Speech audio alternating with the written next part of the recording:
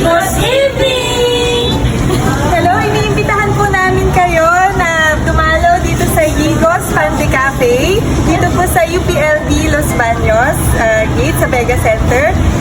Kami po ay nag-start ng 2012 at nagtitinda po kami ng malunggay pandesal and mga pies, egg pie, banana bread. And ngayon po, nagtayo na kami ng Pande Cafe. So, yung pandesal po na paborito ninyo ay mapapartneran nyo na ng kape at Yogi Yogurt na napakasarap. Suportahan niyo po at tangkilikin ang mga negosyong Pilipino. Thank you!